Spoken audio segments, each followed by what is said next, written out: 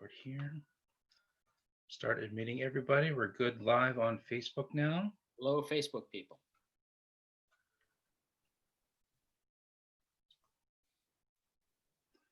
Give everybody a chance to get on here.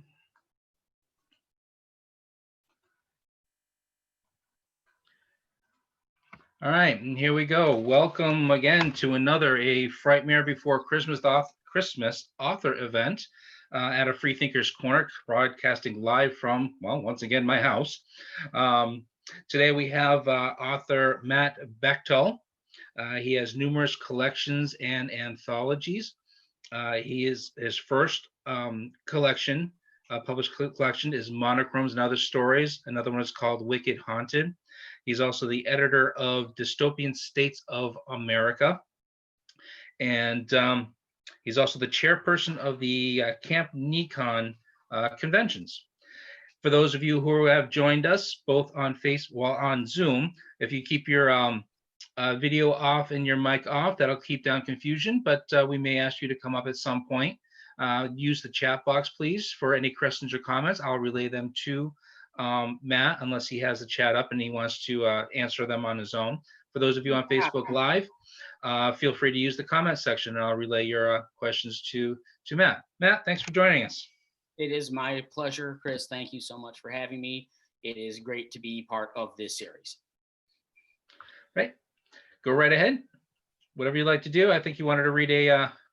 Yeah, I'd like to actually kick things off by reading a story that I think most people have probably missed out on because it was published in an anthology put out by PS Publishing in the UK. But before I do, I already see that Tony Tremblay's here. And Tony, your event last night was awesome.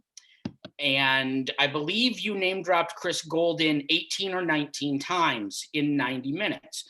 So I'd like to humbly suggest, as I pour myself a drink out of this gorgeous decanter that was a Christmas gift 2 years ago from my even more gorgeous wife, Sheri, that tonight we play the Frightmare Before Christmas drinking game, and everyone take a drink every time Chris Golden's name gets said. It's a good thing that Rio yours isn't here, or we'd all be sloshed in 20 minutes. So to get things off rolling, I'd like to read my contribution to the anthology 10 Word Tragedies, which was edited by Tim Levin and, you guessed it, Christopher Golden. Cheers, everybody. We're not really going to drink every time I say Chris, or we're not going to get through this intro. Chris became friends with the musician Frank Turner. And if you've never appreciated Frank's music, I can't recommend him highly enough. For my money, he's the best wordsmith in music today. His lyrics are unbelievable. And the first verse of a song titled Mittens on his album, Positive Songs for Negative People, opens like this. Wandering lonely through the snow streets of New York, I stumbled on a thrift store that sold postcards by the yard. I bought a mile and took them home so I could read 10,000 10-word tragedies, the lives these strangers lead, to remind myself the things I need. Chris complimented Frank on those lyrics, and Frank was like, oh, that's a true story. I actually have a box of all these postcards. And Chris's brain went nuts, and he's like, send them to me and Tim Levin. We'll send postcards to authors, and they'll use those postcards as inspiration to write stories for this anthology. Side note, Frank then said, great, can I write a story too? And Chris was like, have you ever written fiction before? And Frank said, no, but I've always wanted to. His is the last story in here, and it is unfucking believable. So, goes to show. The postcard that I chose, because they sent me 3 to choose from, and one was quite honestly pretty vapid, and the second one was terrific, but the third was so intriguing to me because it mentioned a letter from Elsie, and I found myself just thinking over and over again, what was in that letter? And the full text of the postcard appears in the story. I'll just leave it at that. The postcard was postmarked from Oakland, California in 1944. So with that backdrop, I'd now like to read my contribution to 10 Word Tragedies, The Letter from Elsie. Harold was so preoccupied by the letter that he almost stepped into the path of a forklift. "Whoa, son," the driver shouted, his thick southern accent cutting through the early morning mist on the docks. "You all right?" "Yes, sir," Harold replied to the man, who was grimy and sweaty and looked like he'd already worked a full shift despite the early hour. "I'm sorry. I didn't mean to get in your way." The workman produced a red bandana from his pocket and wiped his brow and bald scalp. "You ain't no bother," he said. "Come to look at the boats?" Ozarks, Harold thought. His city had attracted so many poor migrant workers from the South that he'd come to be able to identify subtle differences in their dialects. Arkansas, probably? "I like to come watch the ships get built," Harold confessed. "I hope you don't mind." "Mind," the man laughed. "You know where those ships are headed, son?" Harold hated being called son by a stranger, but he recognized it was just a regional peccadillo and the man meant no offense. Plus, he knew he had a baby face that made him look much younger than he was. With a smile, he pointed out towards the Pacific Ocean. "That-a-way," Harold said. "West." "Nah, son," the worker beamed. "They're going to save the world." Harold nodded and stuffed his hands into his pants pockets, slightly crumpling the folded envelope within. He forced a smile before responding, "Thank you. Thank all of you for what you're doing here. Just doing our part, all any of us can do. We have to win this war." "That's true," Harold agreed. "We do have to win this war. You're absolutely right about that." The man studied Harold for a moment as if he recognized that there was something being left unsaid. In the end, he decided to simply end their conversation with a wave and a smile. "Y'all enjoy the rest of your morning," he said, "and God bless." "Thank you," Harold replied. "You too." The dock worker vanished amidst the din and movement of heavy machinery, and Harold returned his gaze to the harbor. He hadn't lied. He did like watching the work at the shipyards, and he appreciated the navy that was birthed on the docks of his city. And it was true that they had to win the war in the Pacific. Still, there's something about that very phrase, the war in the Pacific, that never failed to catch in Harold's throat. Part of him simply couldn't comprehend the irony of those two words in such close proximity. It was just one more equation that his mind couldn't balance, no matter how hard he tried. Which brought him back to the letter. It should have been so simple. After all, he'd been anticipating it for 5 years. Yet here he was, nearly 18 hours after retrieving it from his on-campus P.O. box, just as petrified as when he'd opened it. The sleepless night that followed the envelope's arrival led him to call in sick to the lab and hop the K-line downtown. It wasn't the first time he'd played hooky in an attempt to clear his head, but not even his favorite city could quiet the question that screamed within his mind. What am I going to tell Elsie? Harold's head throbbed, an affliction caused by lack of clarity, sleep, and caffeine. At least the third had an easy remedy. The noise around him gradually subsided as Harold wandered farther from the docks. He was halfway to his destination when a new question crashed his inner interrogation. Why had the letter taken so long to arrive? It was postmarked the 15th, yet hadn't reached him until the 24th. Even crossing the country, letters from Jersey usually only took 3 or 4 days. Why the delay? Were they monitoring his mail? Had they read Elsie's letter? If he sent a response from campus, would they read it? No, the sensible part of his mind said. You're being paranoid. You're a scientist, goddammit. Where's your evidence? Letters get delayed sometimes, especially cross country. You have no reason to believe they're spying on you. You're just sleep deprived. Stop imagining things. Still, he couldn't help but wonder. A red light stopped him half a block from Sophie's at the corner in front of Aoki's Market. Harold used to buy fruit there all the time, as Mr. and Mrs. Aoki always had the freshest produce in all of Oakland. But the boarded-up store had been in stasis for 2 years, ever since its owners had been shipped 5 hours north to Lake Tule. Even the huge sign Mr. Aoki had hung over his market's double doors proclaiming, "I am an American," had grown stale. The familiar door chime and the smell of coffee and hash browns welcomed Harold as he slipped through the front door of Sophie's. Its namesake proprietor, who acted as the unofficial mayor and den mother of the neighborhood, looked up from wiping the counter when she heard the delicate bell. Her warm smile belied her greeting. Not you again. Don't tell me. Another sleepless night, Harold? He smiled and slid onto a red vinyl stool 2 down from a young black man. 1 bottomless cup of your finest coffee, Miss Sophie. Sophie pointed at him with a wise finger. You need something to eat too. Harold shook his head. I'm not hungry. That wasn't a question, young man, she declared, bringing him a menu. Order something or you'll eat what I bring you. He lowered his voice as Sophie filled his coffee mug. I've got no appetite. Not sure I could stomach much of anything right now. That bad, huh? Harold nodded. Want to talk about it? She whispered. I so do, he told her. But you know I can't. Yeah, I know, she said. So have an omelet or a plate of hash. Harold shook his head. Sophie studied him. Blueberry pancakes? His eyes fell. Not until I know, Sophie cut him off. Just thought I'd try because I know they were your favorite. Still are, Harold said, and you know it's nothing against your pancakes. Child, they were my neighbors for 22 years, Sophie said in a hushed voice that still somehow managed to sound like she was yelling. And I admire your loyalty.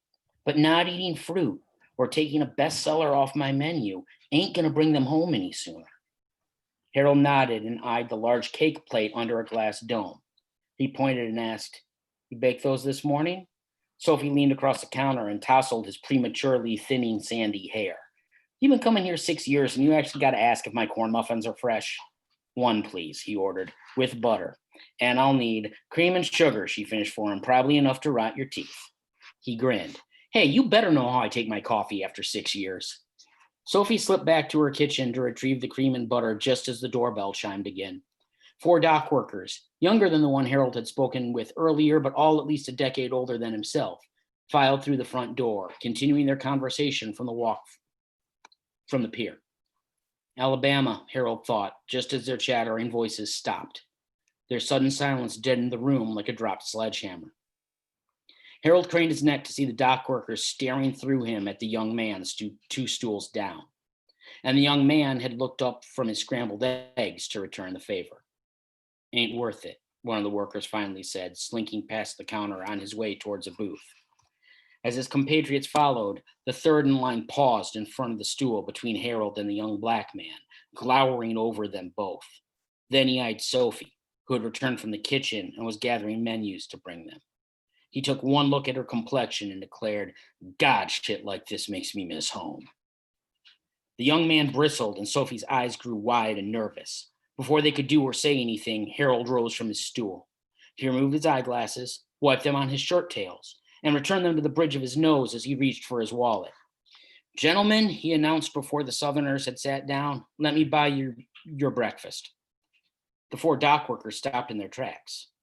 Pardon? One asked. Let me buy your breakfast this morning, Harold repeated.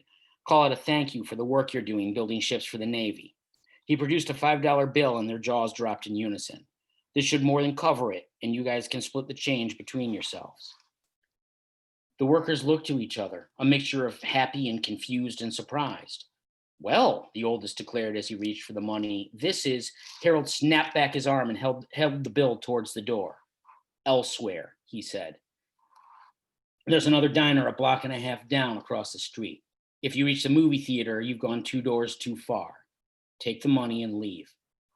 Now wait just a goddamn minute, the loudest one tried to protest, but Harold would have none of it. That woman behind the counter, that's her name on the door. And the young man you seem to have such a problem with, he'll be sailing one of the ships you're building soon enough to go fight the war you're not fighting in. But most of all, I haven't slept, my head is killing me, and I just want to drink my coffee in peace. So like I said, take the money and leave. Go have a free breakfast. Just have it down the street. The bill flopped in Harold's fingers like a limp exit sign.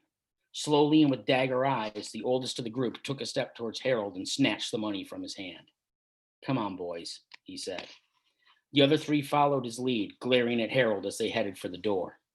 Sophie was waiting across the counter from his stool by the time Harold sat back down. You shouldn't have done that. That was more for me than it was for you, Harold said, slurping his now lukewarm coffee. I wasn't lying. I'm in no mood this morning. What if they're just not used to things here, he said. Can't blame them for following the work out west and experiencing a little culture shock, but that doesn't mean we have to put up with their Jim Crow attitude. He jutted his head towards the young man, who was unabashedly staring at him. I'll pick up his tab too, he told Sophie. It's the least I can do. The young man shook his head. How did you know? Harold grinned slightly as Sophie refreshed his mug. I've seen you in your uniform around Barrington Hall, he told him. You're V12, right? You're at Berkeley? He asked. Harold nodded. I've never seen you on campus. I don't get out much. You stay buried in the library? Harold chuckled. Hey, man, it's nothing I haven't seen before, the man said, a twinge of anger rising in his voice. You study hard and get a good job and stay home while we get fast-tracked to the Pacific. I get it. Look, Harold told the man with a sigh, I was in no mood to fight with them, and I'm in no mood to fight with you. Besides, I'm not an undergrad. I'm an associate professor working towards my PhD. Oh, really? Is that so? The young man teased. Same difference. Tell me, what do you teach, Professor? Physics, Harold said, but I haven't taught a class yet. Even better, he declared. What kind of professor gets to stay home and safe and doesn't even teach? He's a researcher, Sophie interrupted. He works at the Rad Lab. Her words sucked the air out of the diner. Oh, was all the young man could manage. Harold shrugged. He stammered, I'm sorry, Harold waved him off as he tipped the sugar over his mug, watching the white crystals pour into his coffee like a sweet waterfall. I'm Sean, the young man said, reaching out his hand. Harold shook it. Harold, you don't have to buy my breakfast. Harold smiled. I don't have to. I want to. Thank you for not causing a scene with those guys. It would have been more trouble than it was worth for Sophie, and I just couldn't have dealt with it right now. Can I ask you something? Sean slid over one stool. Some of us in V12, we've heard rumors about what you're working on at the Rad Lab. I'm sure you've had, Harold said with half a smile. Are they? He tried, but fear choked his voice. Is it true? Harold knew there was only one way he could respond. I'm sorry, Ensign, he said, but that's above your pay grade. Then he raised his coffee mug, so Sean slid back down his seat to retrieve his and clinked. Harold hadn't even noticed that Sophie had slipped back to the kitchen until she returned. He quickly produced a few singles from his wallet and asked, does this cover both our tabs? Child, she teased, pushing the money back towards him across the counter. You know that's way too much. Harold relented and stuffed half the bills back into his pocket. Hey, where's the nearest post office? He asked. Sophie looked at him with utter disbelief and just a hint of disappointment. You've been coming here 6 years and you don't know where the PO is? He shrugged. I've never needed it before, he explained. I've always done my mailing from campus. So what can't wait until you get back there? Harold swallowed hard and presented his upturned palms, and Sophie immediately understood that her last question would go unanswered. Go back to Aoki's and take a left, she instructed. 4 blocks down, take a right. At the second light, take another left. You'll find it at the next corner. Harold popped the last bite of corn muffin into his mouth and chased it with a slurp of coffee. Thank you, Sophie, he said, rising from the stool as soon as his mouth wasn't full. As always. She smiled at him. I'll see you in the morning after the next night you can't sleep. Yeah, he nodded. Yeah, you will. Then he turned to the young man. Take care, Sean. I hope to see you around campus. I hope so too, the young man replied. Thank you again for breakfast. Harold smiled and exited Sophie's with the same familiar chime. He could have stayed for hours, chatting with Sophie as she endlessly refilled his coffee mug. He had spent the better part of a day perched on one of her stools many times before. But he knew he couldn't do that today because the envelope had been burning a hole in his pocket the entire time he was at the diner. 3 blocks down after the left at Aoki's, Harold was relieved to find a small park. It certainly wasn't much, more or less a local garden, a few plots of flower beds at an intersection lined with benches, but the peaceful setting felt like a godsend. Harold took a seat and let the paltry foot traffic pass him without notice as he struggled with the same question that had consumed him for nearly a day. What am I going to tell Elsie? When no answer came, he yanked the envelope from his pocket and read her letter again. 2/15/44 to Dr. Harold Drexel, PhD, from Elsie Drexel, undergraduate internship. Dear Dr. Drexel, please consider this letter my official application to join your research team as an undergraduate intern next semester. Sincerely, your sister Elsie. And she'd written it on the back of her acceptance letter to Berkeley. Harold loved the fact that she'd addressed the letter to Dr. Drexel, even though he hadn't received his PhD yet. To her, it was just a loving term of endearment and encouragement, her unwavering belief that someday her big brother would get his thesis published. What she didn't know was that Harold could have written numerous papers to earn his doctorate, on his role on the discovery of plutonium or on any of their research with the new element since, except that all of his work had been embargoed by the government. He'd be allowed to publish someday, but certainly not when it could tip their hand to their enemies, or perhaps worse, to one of their allies. But again, what could he tell his little sister? That she shouldn't come to the best university in America that would have her? He'd been the smartest student in every class, and he recognized that she was at least 3 times smarter than he was. Princeton and Columbia were barely an hour from their house, but they and most of the Ivy League weren't co-ed. Their father was renowned as the best high school physics teacher in the state, yet her only path into the family business led west, a path she'd been desperate to take ever since visiting his sophomore year. Hell, even Dr. Lawrence and Dr. Seaborg had recognized her precocious mind and sent letters of recommendation to the admissions office. This had literally been years in the making. How on earth could he pull the rug out from under her now? But this simply wasn't the same place as the one he'd come to, or the one she'd visited a few years ago. UC Berkeley had become Annapolis West, a literal pipeline to send men like Sean overseas. And thanks to all the migrant workers from the South, Oakland, California had become Oakland, Mississippi. And that didn't even touch the fact that everyone who looked like the kind old couple who had regularly sold him fruit had been shoved into pens like cattle. And yet, to his own dismay, none of that was what bothered Harold the most. They had to win this war. Had to. Harold had no doubt about that. It was a genuine battle between good and evil, and Harold knew he was working on the side of good. But while it was one thing to fight fire with fire, it was another to fight fire with the biggest fireball the world would ever know. He barely recognized the radiation laboratory that he'd joined as an undergraduate anymore. Now, under the Manhattan Project, the Rad Lab raced Oak Ridge to be the first team to separate their isotopes and deliver them to Oppenheimer at Los Alamos. That was what kept Harold up so many nights. The knowledge that, no matter how necessary his work was, he'd have no answer at the pearly gates when he had to explain what he'd done. And even if his fingerprints were firmly on the most horrific thing humanity had ever created, he'd be damned before he'd let his sister join him. Harold stood back up and continued to follow Sophie's directions until he was standing in front of the post office.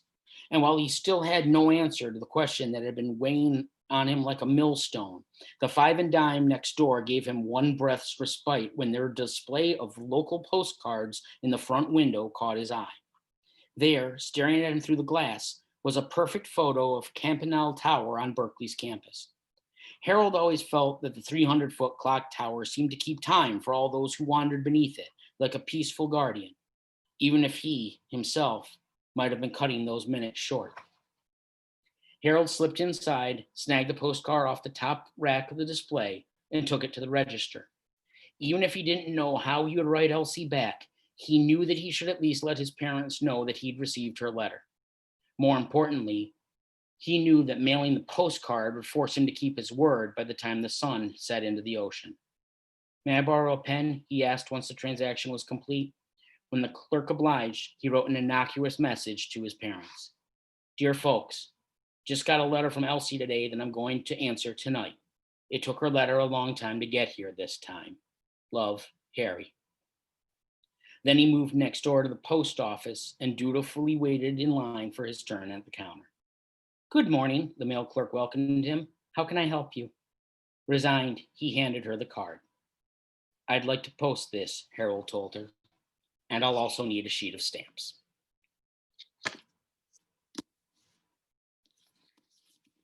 That's it from 10 Word Tragedies from PS Publishing. Such an honor to be invited to contribute to that anthology. Thank you again, Chris Golden and Tim Leben. This is to both of you.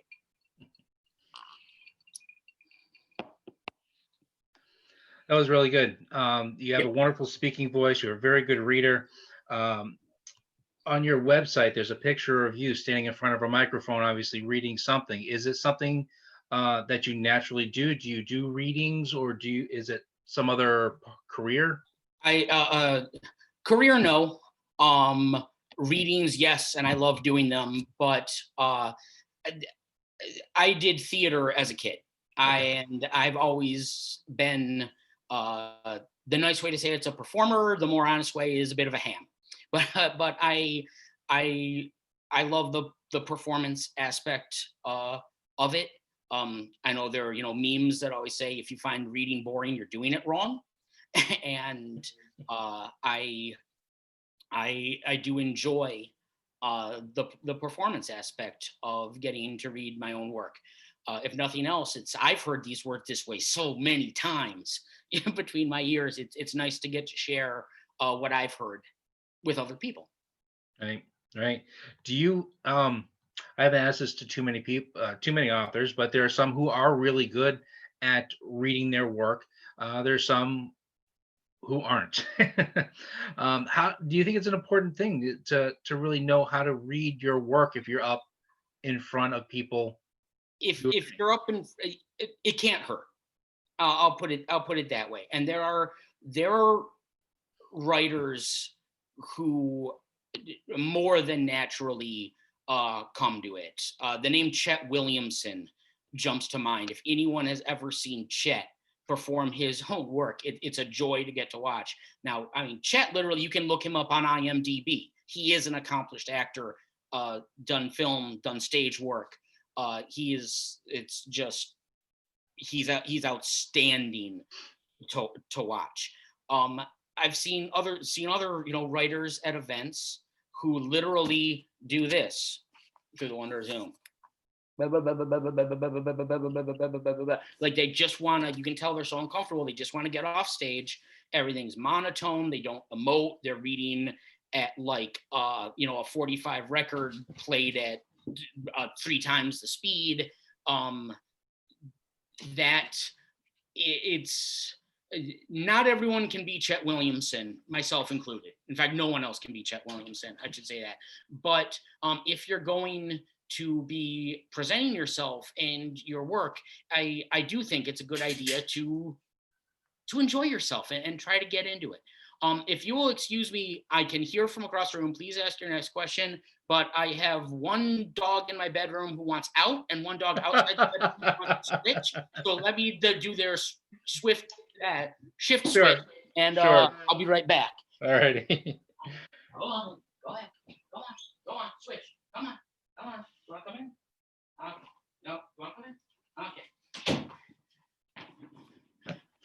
Okay, the 70-pound dog just left and the 10-pound dog just arrived, and he'll be louder than she was. So All right. Yeah. He's gonna crash the party. Everybody say hi to Kai. Oh, there we go. This is Kai. Hey Kai, come on. No, you can't have my whiskey. Yeah, maybe you can ask some questions too. Please. So your first published work was the Monochromes and Other Stories, was published in 2017. First collection. First collection. First one with my name on the cover. Yes. Okay. What are some of the other works that you did before that? When did you start writing? My mom is here, and so I wish she was on to answer this question. I believe the first story I ever wrote was my take on a Batman episode.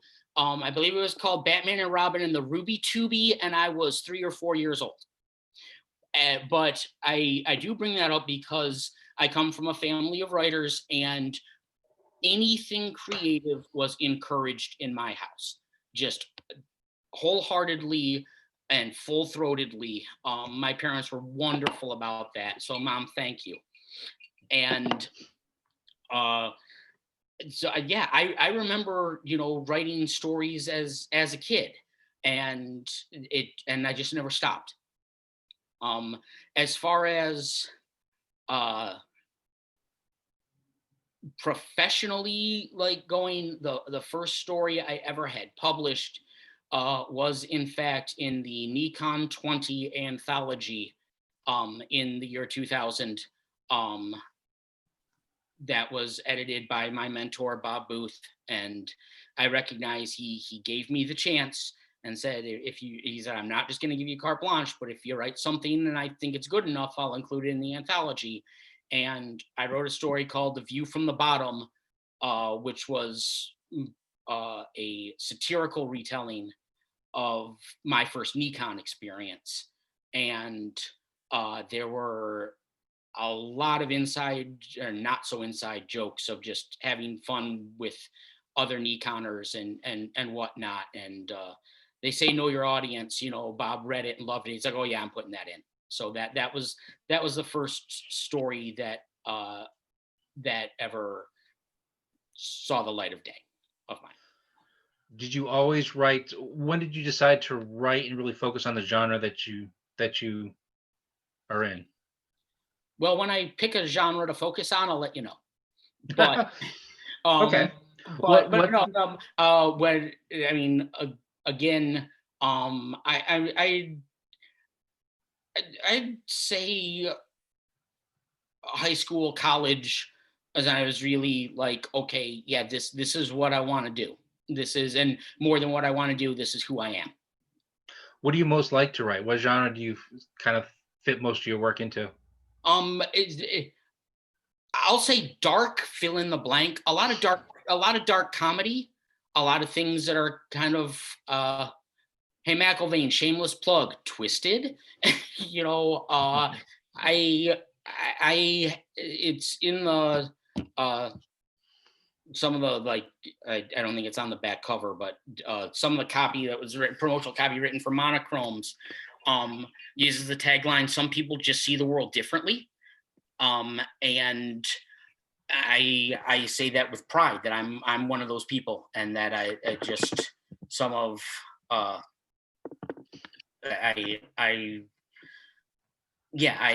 got a weird take on things, and I'm lucky that people have tended to find that take entertaining. Did you does your past performing contribute to or work its way into your work? It has to. It just has to, because I think all of us bring so much of ourselves, even parts we'd rather leave at the door, find their way into our work.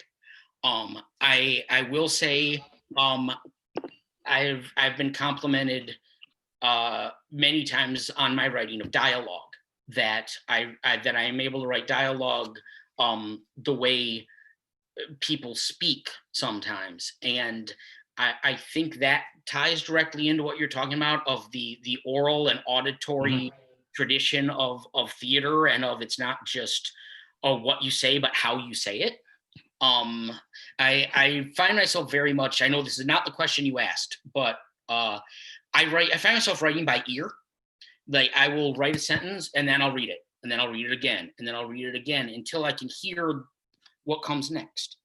And then I'll read those two sentences together until the next one comes. I find, like, my writing process, I'd spend more time rereading what I've just written until in getting into that type of a flow. And then I'll write something and it'll just be like a record scratch. Like, no, that doesn't fit. That word, that sentence construct, you had a rhythm going. It was, I don't want to say it was musical, but it was Right. there was a flow, and you just, stealing one of my own lines, just dropped a sledgehammer in the room. Boom, you lost it. We'll rework that sentence. Get back into the rhythm. Get back into the flow. Yeah, we have another author in the store, a local author, who does very similar. She was very big into theater. She was writing screenplays or stage plays. She was a director and stuff too. So her writing is very lyrical, very musical, as yours, and you can tell by the way you read it. Who are some of your biggest influences, and who? Well, let's just start with that. Who are some of your biggest influences? I'll start outside the horror genre, because I was late coming to the horror world, and again, I have Bob to thank for that. But especially growing up, in those formative teenage college type of years, love J.D. Salinger and love Joseph Heller. And I think you can see the Heller's influence of that, absurd is funny and utterly absurd is utterly funnier.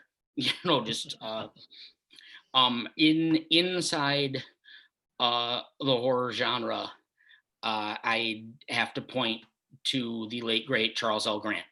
I love quiet horror. I love the I should go back in those teenage years. Hemingway was always big too. When I see the lineage that I find like quiet horror is minimalist horror. And Charlie once said he never described any of the monsters in his own novels because anything you could project from your own head would be scarier than something that he could put on a page. And I think that is, well, there's a reason he's a legend. I think that is such sage advice. Yeah, some people are commenting that Joe Heller was a big one for them as well. Do you plan on writing a novel? Working on it. You are working on something. Do you want to give any hints to it, or? Sure. I'd be happy to.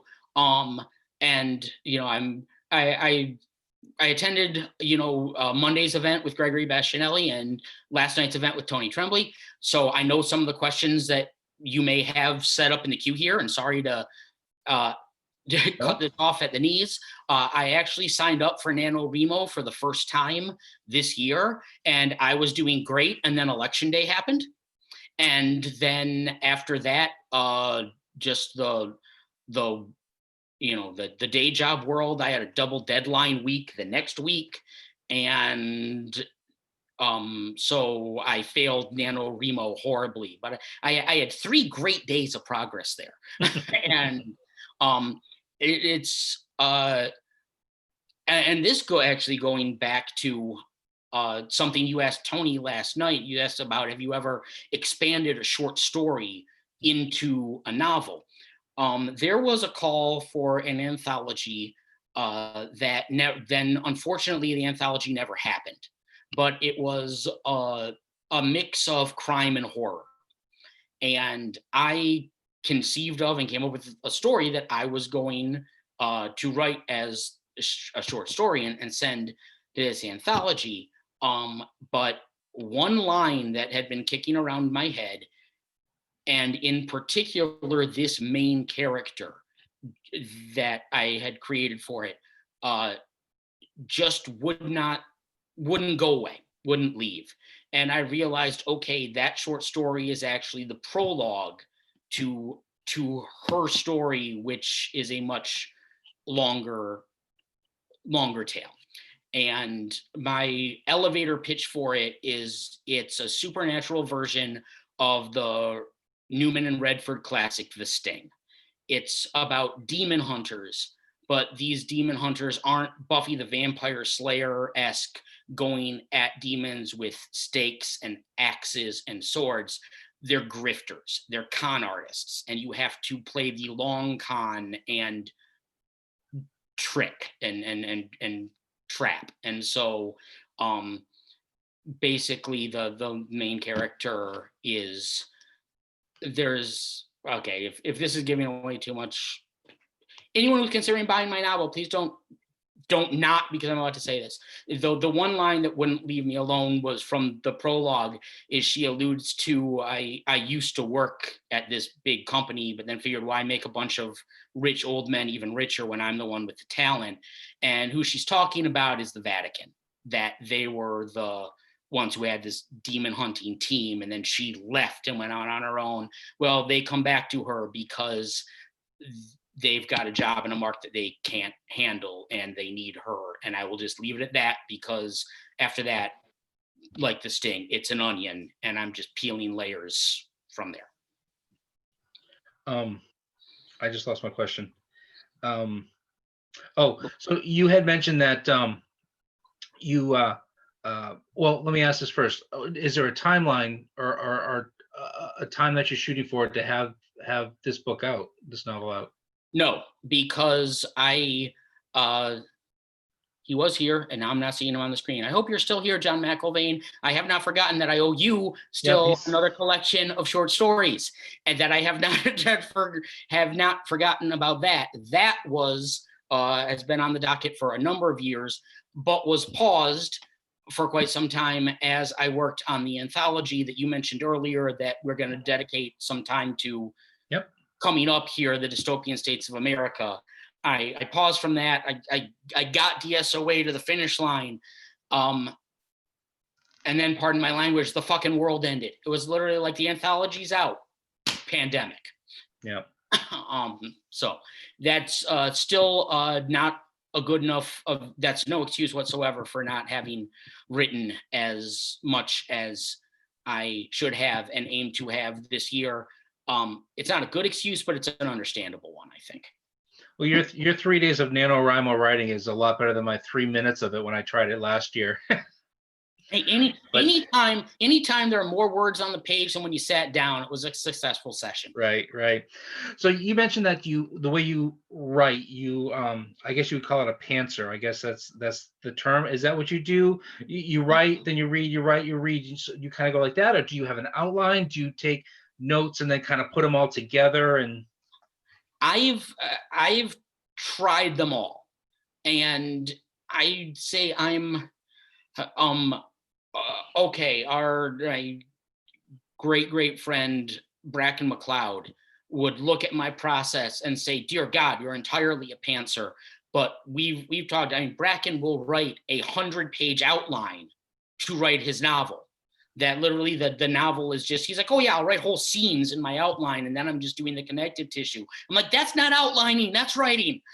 But certainly I've scribbled notes in my days. Mostly I wind up the pantser method and just kind of going and kind of seeing where the story takes me. And undoubtedly there have been times where that has I've wound up writing myself into a corner, and then you have to be like, okay, I know where I want to go. How do I get there from here? And then you need to sit down and be like, okay, I could bridge like this, and actually outlining, giving myself notes. On the other side of things, in a confession that I'm sure will shock absolutely no one, I can't say how many times I may be out for an evening and suddenly a line or a bit of dialogue or something I've been working on, and I will wind up going home with cocktail napkins with notes scribbled on them because, ask the bartender, "Hey, can I borrow a pen?" Write down that line, be like, save it for later because you're not going to remember it by morning. So right. It's most I'm sure all the outliners in the crowd would say, "No, you're a pantser," and I will say that with pride. But even us pantsers have to make some plans sometimes. Well, we'll continue on this line in a little while, but you had mentioned a little while ago about the dystopian states of America and Election Day. There is a comment here from Mick Upstill. Speaking of Election Day, are you surprised at how close to reality the plots of some of the dystopian states contributors came? So I'll let you answer that, and then if you want to go ahead and invite, and we'll get into that whole dystopian states that we had talked about earlier. I wish I was surprised, but no, I'm not. This was, and I hope other people want to join this conversation who are involved in the project too. I'll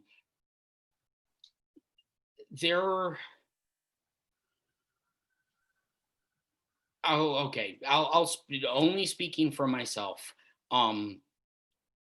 I've found there was something very cathartic about this project, about taking things that were so real life horror.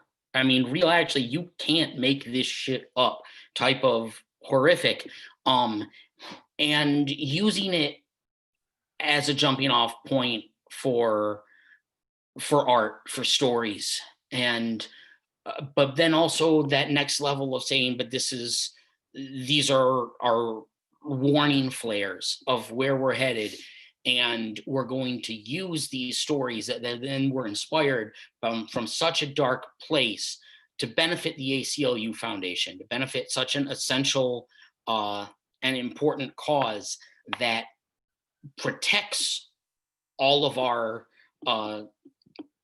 civil rights. It really felt like making chicken salad out of chicken shit. And so I know, Mick, that wasn't exactly what you asked, but as far as was I surprised by how close to reality a lot of the DSOA authors came? I have to admit, all I have to say is we don't know a sliver of the whole truth yet. And I won't be surprised if more and more we find out about in the coming years. And we're like, oh, holy shit, she nailed that in here. She was ahead of the curve. He was ahead of the curve. They intuited, they felt. Dear God, I hope I'm wrong about that, but I don't think I am. So before we invite a few of the people that you know who are attending here to maybe contribute a little bit to this part of the conversation, for those who don't know what it is, the Dystopian States of America, it's a charity anthology benefiting the ACLU Foundation. It is available at a Freethinker's Corner and through our website. 15% of our sales of it goes to the ACLU. I believe all the proceeds, or a majority of the proceeds from your personal sales, goes towards. All and to be clear, every author donated their story. All author royalties. Yep. Everyone is contributing to the ACLU Foundation. It's an anthology featuring dystopian views of the future for America or the entire world, should the current regime remain in power. And of course, we know that it's potentially not going to happen. Talking about the three different branches, lobbying, donors, propagandists. Many have publicly stated that the reality we're currently living within is scarier and more surreal than anything of us have ever dreamt up. So this anthology provided the chance to take that ball and run with it. All proceeds from the book go to the ACLU Foundation. If you want to go ahead and call out, if you can see everybody who was in it, and you want to go ahead and call out their names as he calls your name, you can go ahead and unmute. Here, I don't want to put anybody on the spot, but I do want to give a shout out to everyone who did contribute. So if I may, I'd like to read the names off the back cover of the book. And if you're here and if you feel like participating, no pressure on anyone. We trust you. You're all adults. Just hit the unmute and camera on buttons and please join the conversation. But I wanted to do this also because more so than any project I've been involved with, DSOA was a team effort. This was such a collaboration, and I'm humbled and honored to have worked with the following authors. And I can't lie, it's a jaw-dropping lineup. So from the bottom of my heart, thank you. Linda Addison, Abby Bechtel, Brad J. Boucher, Natalie Bulkin, Dana Cameron, William D. Carl, G.D. Dearborn, Jeff Deck, Dan Foley, C.M. Franklin, Donjoy Gam, Christopher Golden, Justine Graken, Michelle Renee Lane, Tim Levin, Stephen Lomer, Jonathan Mayberry, Bracken McLeod, Billy Martin, Elizabeth Massey, John M. McIlveen, Hillary Monahan, James A. Moore, Eric A. Nunnally, K.L. Pereira, Michael Rowe, Kat Scully, Sheri Sebastian-Gabriel, Hildy Silverman, Lucy A. Snyder, Tony Tremblay, Josh Waterman, Rath James White, Chet Williamson, and some other guy. I'm kidding, Craig Wolf, who is here too. Hey, Matt. What's up? I know that voice very well. Hey, man. Hey, another guy here too. First and foremost, for people who don't follow Craig on Facebook, how are you feeling, my friend? Okay. Still waiting on the test to come back, but better than I felt yesterday. Good. Yeah. So Great. I think what we can do is we can just kind of go one at a time, give everybody a couple minutes to talk about their contribution to the Sure. book. Does that sound all right? So, Craig, you're right next to my icon thing there. So why don't you go ahead and tell us maybe just a quick few minute thing on who you are, your contribution to the book. Yeah, Craig Wolf. I am a novelist and short story writer here in Oklahoma, and my contribution was a lighthearted piece. I thought I would offer up some comic relief to the anthology, which is that's tongue in cheek. It was a dark piece regarding climate change and school shootings and a strange alien intervention. I really took the speculative fiction element of the call for stories and ran with it, but very proud to have been a part of this project. I believe firmly in what the ACLU does, and I was in tall cotton with the writers that were involved with this. There were some great writers. And speaking only from my part in the process, Matt did a great job of really pulling out what was best in the story and bringing out the best in it. So it was a real pleasure, and it's a strong book. Great, thank you. Hildy Silverman, welcome Hi. to A Freethinker's Corner, a Frightmare Before Christmas. What's your take on dystopian states? Well, first of all, I'll just say the obvious. It was an incredible honor to be included in a table of contents like this with such amazing other authors. And, you know, it's still a joy to pick up that book and see my name listed next to some of these folks, actually all of these folks. So it was a real thrill. I really appreciate that Matt reached out to me and allowed me to contribute. My story is called Divided We Fell, and I decided to take the angle of doing a quiet, intimate focus on characters with the world exploding outside around them while they're trapped together in their home, even though at this point they certainly do not want to be anywhere near each other. So it's funny how that was ahead of reality and what's going on now. And I can only imagine there's a few couples out there, 1 or 2 or 1,000, that are trapped together that wish they weren't. Great, thank you. Jeff Deck, welcome. We have a few of Jeff's books in the story. He lives right across the border. What was your contribution? Hey there. Yeah, so yeah, I just wanted to echo everyone else and just saying it was amazing how this book came together, and it's a real privilege to have a story in there with so many other wonderful writers, and Matt's edits to my story and suggestions were really great. He helped me come up with a better ending for the story that really popped. So I want to speak to Matt's skills as an editor as well as a writer.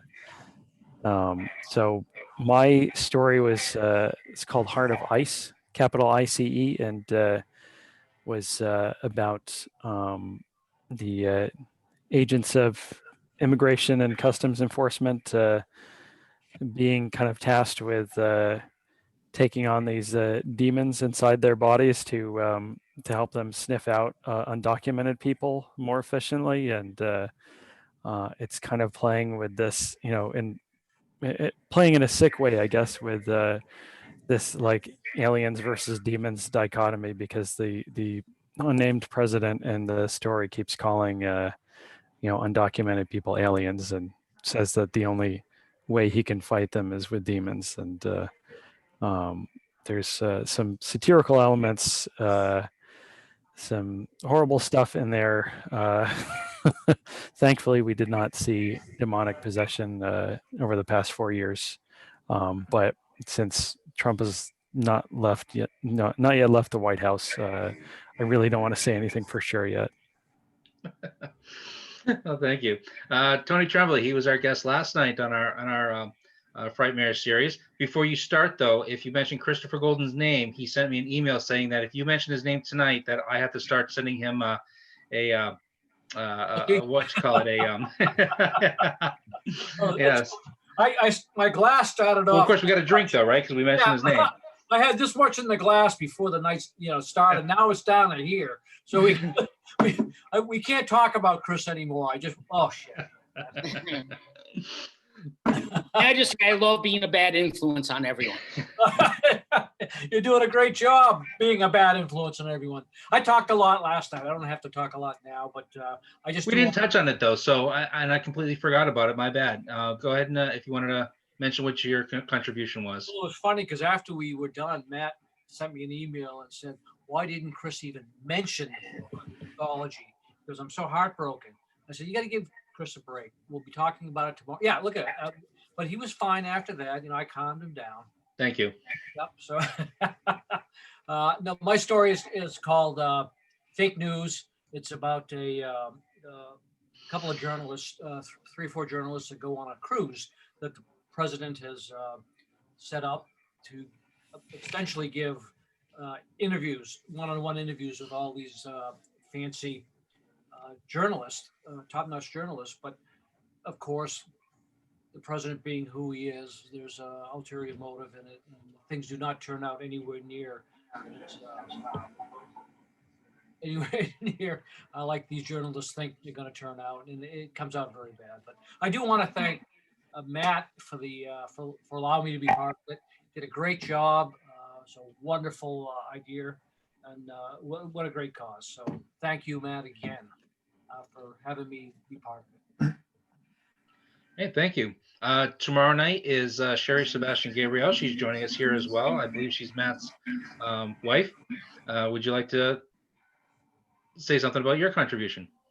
Absolutely. Thank you so much. And I'm really looking forward to tomorrow night. I just want to echo Hildy in saying that I'm so honored to have, had my story in a TOC with so many amazing names, a lot of whom are here with us. So thank you again, Matt. My story is called Revolt, and it's about experiments being done on children who are held in cages, immigrant children who were stolen from their parents, and the US government decides to experiment on them. It's a cyberpunk story, and as I'll mention tomorrow, I really kind of got my start in writing in science fiction. So that's kind of, my first love was sci-fi. And I really wanted to kind of take, a different take on horror. And I think that a lot of cyberpunk does take a kind of dystopian tactic sometimes. So that was kind of the inspiration for Revolt, my tale. But again, I'm so honored to have been in this amazing anthology, and again, it's for a great cause. Great, thank you. John McIlveen, did you like to come on and say something? Yes, I'm glad you corrected the pronunciation there. Much like the Hair Club for Men, he's not just a contributor, he's also the publisher. Something like that, yes. So Matt kind of pulled a fast one on me on this one because I, as a rule, don't want to put stories in books I publish as far as anthologies. But because of, the ACLU, I said, well, I pretty much have to put a story in this. But it was really a fun project. I enjoyed it quite a bit. I was, because it was a charity anthology, people tend to throw a lot of trunk stories and different things into these kind of anthologies. And I was very surprised, very pleased, pleasantly surprised that the quality of these stories and that, these were, very succinct with the dystopian states, the image and what Matt wanted to do with this anthology. And so, as a publisher, you're a little wary at first, but this was just an absolutely wonderful all the way through how it worked out. That being said, my story is, of course, as many of my stories, it revolves around a daughter, but it's about a young girl and a society in the not too distant future where children are basically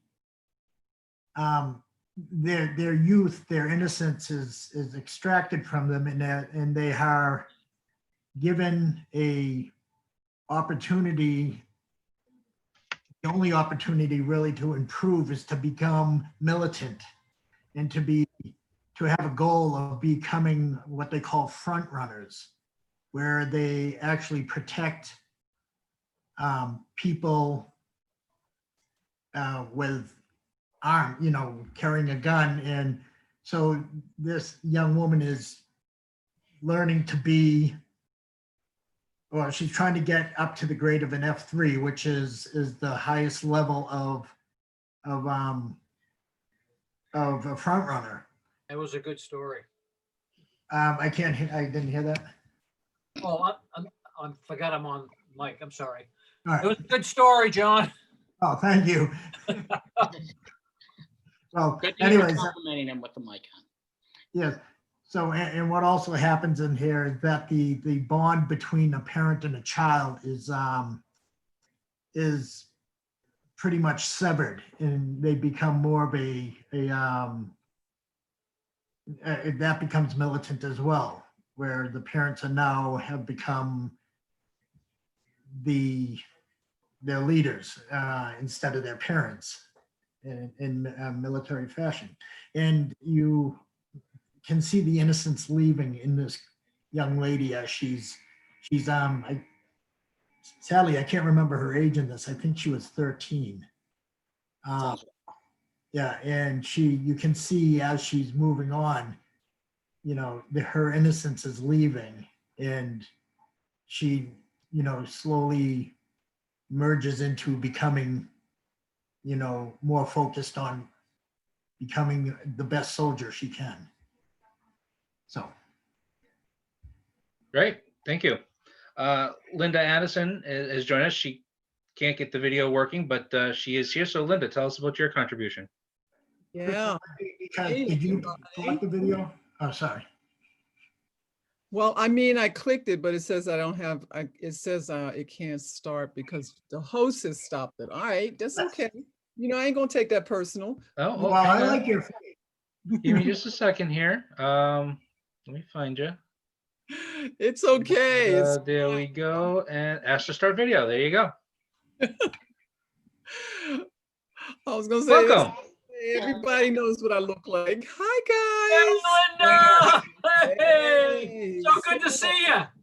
Yes, it is. It's good to see all of you. And Craig, I'm sorry to hear you're not feeling well, buddy. But I'll get better. I promise. Good. How are you feeling, Linda? Do that thing. I'm good. I'm dealing with some post-viral fatigue, but it's workable. So I'm dealing with it. So this book, honestly, stop it. It's so amazing. And I love on the back you say, this is not our future. Like, that's wishful thinking under best of circumstances. Somebody says something about demons not happening yet. I'm sorry. Somebody in this country has been doing the work of the devil overtime, full-time for a while now. So anyway. Yeah, here's to that. Yeah. My story is called Artificial Unintelligence. And it's about a retired woman who's trying to get her benefits, and the whole benefit system has been changed into an automated computer system. And there's one letter difference in the name that was entered in her name. I used to do computers. That's all it takes, folks. One letter, one space. I'm just saying. And the hell she goes through, that it also includes SWAT teams trying to get her stuff straightened out because she can't get to a real person. And again, I'm sure nobody's had that problem, right? Where talk to a real person with a problem. So Matt, this book is wonderful and incredible. You did a great job. I was so honored you asked, and just pleased to be in part of it. All the stories are really quite wonderful. Oh, if I may, a lot of you paid me kudos to how this book came out. I just like to say it's really easy to cook when you've got the right ingredients. And this book is because of all of you and I can't do math this quickly in my head, about 30 or so other contributors who aren't here tonight. You all made my job so easy and so fun and so heartbreaking and terrifying and everything that you guys rock. So thank you. It is not just thank you all so much. Great. Well, thank you. Go ahead, Matt. Yeah, if you don't mind, this is the first time I've had like a panel of contributors, and I'd like to cop to something and then ask everybody this. My own story that's in here is a little bit of background. This project was originally started by Brad Boucher, who contributed a story because I twisted his arm and said when things got away from him and he was going to pull the plug as the editor, and I said, please pass the baton to me. Let this project needs to see the light of day. And I said, and contribute a story while you're at it then.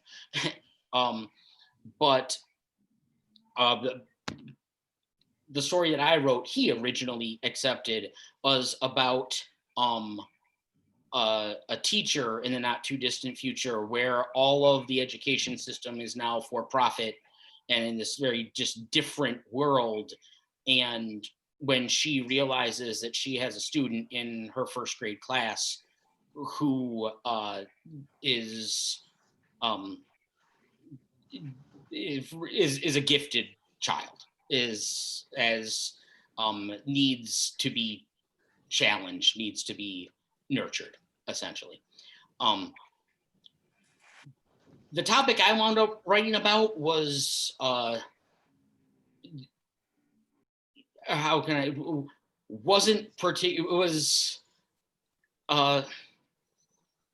rewind to race. Let me just ask this: how tough was it to write your stories? Because I mean, we have a lot of things that cut real close to the bone here. And Mac, you were talking about daughters and the loss of innocence. Sheri, you're talking about kids in cages. Hildy, you're talking about one relationship as a metaphor for the world falling apart. And bringing all this up also because there is an author who will remain nameless, but boy, she would have fit into this TOC like a glove. And I reached out to her and she was like, absolutely, I can't wait to contribute. And a month later, she wrote me back and said, I'm so sorry. Every time I sit down to work at my story, I have an anxiety attack. I physically can't do this right now. So of course I said, please, I don't want you to make yourself sick, literally, but you guys all made it through. How tough was it writing these stories? Well, I'll start. I don't want to run over anybody, but as you know, mine was a reprint. So, when I first wrote it, it was a direct inspired by the fact that I am retired and I know how funky computer systems could be. And my thought of just how uncaring and the future will become if all our lives are ruled by computers and not people. And so the concept really was inspired by that. I feel the pain of that person who couldn't write, because this year's been real hard. It's been hard emotionally, energetically, for me, physically. So creating much of anything has been a big journey, but it just felt right when you asked me, and I begged to please let me put this reprint in, and you accepted it. I appreciate it. And it's fine. I should say that was originally published in How to Recognize a Demon Has Become Your Friend, which was first put out by Econ eBooks back in the day. And yeah. And back then, I remember that story and I thought it was funny. Boy, it's not as funny anymore. It just takes a few years to change things, doesn't it? But yeah. The Nikon team, you and Jill and the love of my heart, Bob. You guys knocked it out the park with that book, and I was happy to have that story in this one.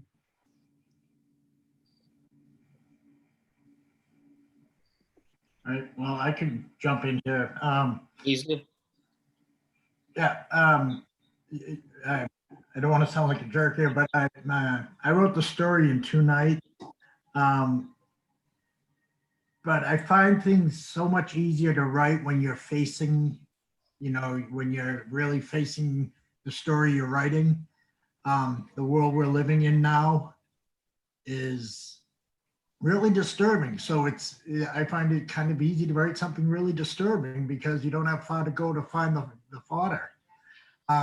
Also, where I work, there are armed soldiers, armed military when you drive in or drive out, and it's amazing, how they have to stay very staunch and, strong. And one of my things I would do is try to get them to crack a smile when I go into work every day. And it's very noticeable how sober they've become over the last 4 years. And that was a big, what's the word I'm looking for? That inspired a lot of the story. It's how sober everything is becoming.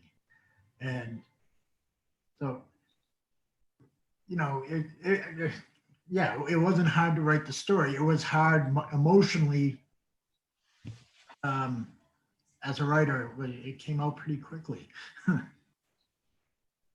Yeah, I would have to say that much like Mac, my story was, I think it flowed out of me. And I think that came from a place of anger. I think when it's that situation where you're really angry and you're having an argument with somebody and you think you're done, and then you're just like, but you know what really gets me? And you just keep coming back to that place of anger where you just don't want to let it go. I didn't want to stop writing Revolt because I was just so, I think, angry that I just had to get all of that out. So in terms of how difficult was it to write the story? Not at all. In some ways, I think it was just hard to kind of hold myself back a little. It's kind of like when you're in that place of anger and someone needs to like pull you back. Yeah, I did find my anger increasing as I wrote. And I don't know if that's true for everyone here, but just that at the state America is in now. And as I was writing the story, what was it, 1.5 years ago now? Almost 2 years. Right about that, yeah. Yeah. I'm not an angry guy, but lately I have been, and I don't like the change. No, you're Bruce Banner from the old Incredible Hulk show. Don't make me angry. You wouldn't like me. I'm angry. Well, the anger thing resonates for me because while everything was happening on the outside, there were things happening in my personal life, or had just happened not long ago, that caused a lot of anger and really had to kind of get out. It's not healthy to carry all that around. I know that. That said, sitting down and just kind of vomiting it onto the page and getting it out and dealing with it, I found pretty cathartic. So while I have had some challenges writing during the pandemic, this was obviously before, at that point, I think it had to come out so much that it flowed without too much difficulty. Okay, well, if I may take this, while we got everybody here in a slightly different direction, outside of the people in this Zoom chat, what were some other stories in the anthology that struck a chord with you? The one that really jumped, am I muted? No, you're good. You're good. The one that jumped out at me was Greg Dearborn's Pigs, I think it was. that story, I had to put the book down and walk away. I just had to. It's profoundly upsetting story. Lot of good stories in there though. But that was the one where I said I've got to step aside. There's a story I read. I didn't read anything from the Dystopian States yet. It's definitely on my pile to do. Before I get to that, there was one comment though that honestly, DSOA is, in my opinion, one of the most disturbing books since Orwell's 1984. That was Mick. Thank you, Mick. Yeah, that was a comment. That's But a compliment. going to the disturbing thing, which as I was reading it, and I mentioned this last night to Tony, is Tender is the Flesh. Came out a few years ago. It's an Argentinian writer, and it was very, very disturbing. Not typically something I would read, but it brought up a lot of moral issues of factory farming, the way factory farming is today, how the poor are treated. And it was just one thing that I could see things going in kind of that direction. But it was, it was one of those things that I really wanted to put down, but I just couldn't. It just kept me, the writing was superb. So, if you can kind of stomach real dystopian, it's kind of like Upton Sinclair's The Jungle. It's descriptive. He was descriptive in his telling of the meatpacking industry and how they slaughtered the cows and all that kind of stuff. While this has to do with animals and more so though humans, and the poor and the destitute and how they're treated. So I just throw that out there if anybody's interested in reading that book, because I found it very. This is 2 nights in a row you've given that book a shout out, and you haven't been able to remember the author's name either time, dude. Well, it's not that I can remember it. It's pronouncing it. Oh. Okay. So go ahead and continue, and I'll pull it up and I'll pronounce and I'll figure out how to pronounce it. Or write it in the chat. Sorry, go ahead. I just wanted to add really quick off the track that Matt's trying to keep us on. I wanted to give a shout out, as always, to Matt and John and the whole publishing team for creating a table of contents that's so inclusive. I mean, you can't even begin to think of how many times I've been asked in interviews, how's that made? How's that done? And, it takes mindfulness. And there's a wonderful mindfulness, which if there wasn't, I would have to slap somebody because I'd be expecting that. But it's good to see it there. It's good to see it activated. If I may, my sister, who is a contributor, was here, but put in the chat that, for family reasons, she had to go.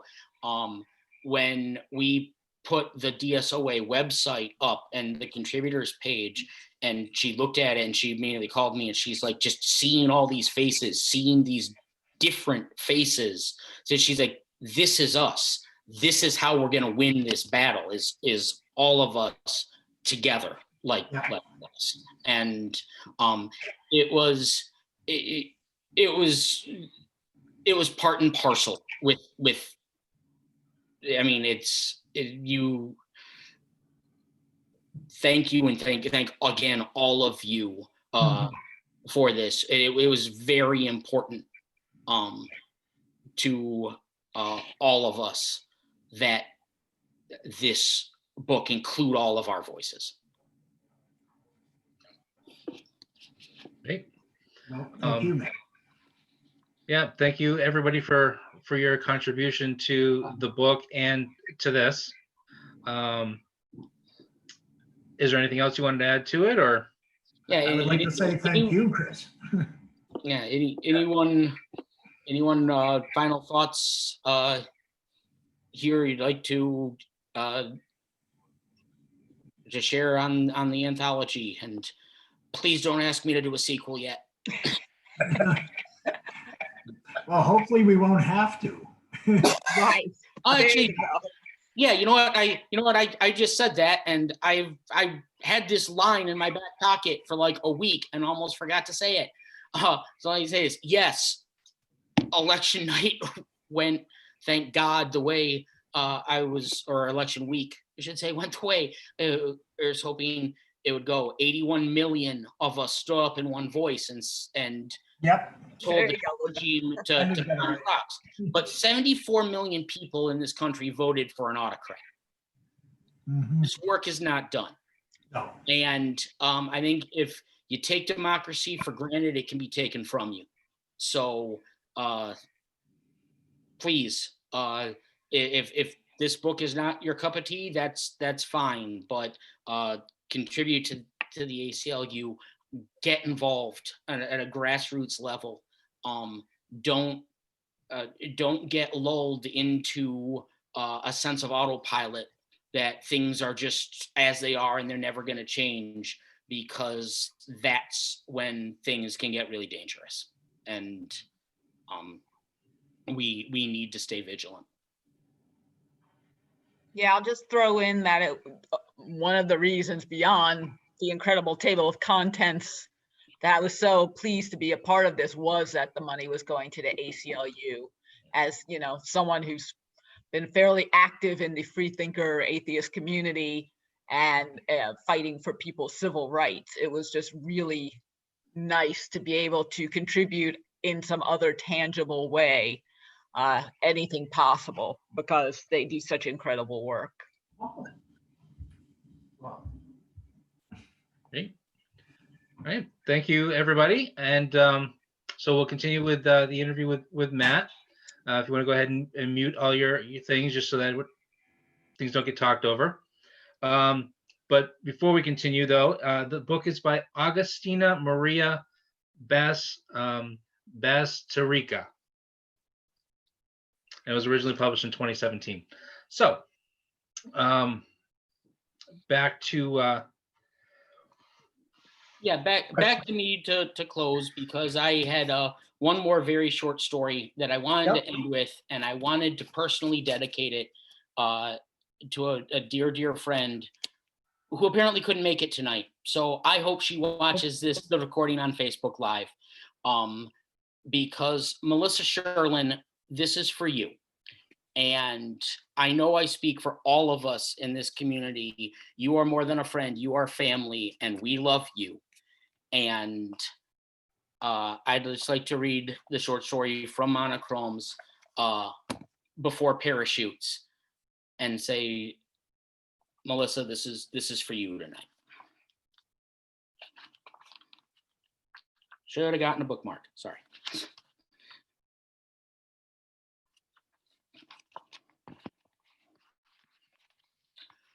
Old Luke's business began shortly after the Wright brothers, but well before the term skydiving was ever coined.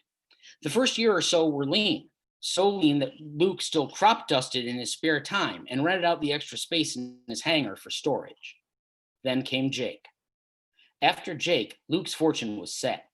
Jake's legend was such that Luke did good business after parachutes hit the scene, and the fatality rate for people jumping out of planes plummeted. Jake didn't need no parachute, Luke would say and beam at the bar, the bourbon stinging the nicks in his infected gums. He had a banner of those words printed and hung it from outside his awning outside his office. He tripled his average business the week it went up. Luke was careful about the customers he took on. No drunks were allowed to sign up for his flights. An impeccable mental health history was mandatory. And of course, there were the waivers.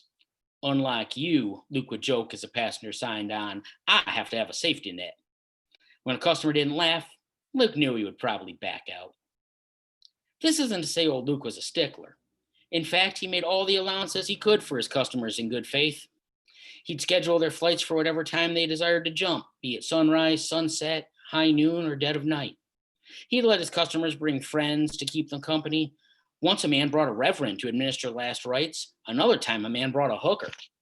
That story went over best late night at the bar. One of the last flights he piloted, shortly before the stroke left him paralyzed on his left side and forced him into early retirement, Luke brought his nephew Harold for the ride. Harold was a plain and meager boy who Luke always knew would amount to much more. Someday, he promised the boy, when I shuffle off this earth, I'm leaving you the old bag of bolts. Then he kissed the plane's propeller. He always kissed his plane after he insulted it in public, like some men do their wives. This is it, Luke called to the customer, a man of about 40 who'd lived entirely too boring a life. You can jump anytime in the next 2 minutes. After that, I got to veer off, or else I'll run face first into the mountains and I'll have a whole mess of disappointed people down below. Luke tried to tussle Harold's hair, even though he wore a buzz cut, including this tack's parents. The man standing on the wing flinched, suddenly clenching one of the supports with white knuckles. Tell me again about Luke, he pleaded. What's to tell? Old Luke called back. He made it. Leapt off that wing right where you're standing, fell thousands of feet to that earth you were perched over, and then walked into town to thank me for the thrill of his life.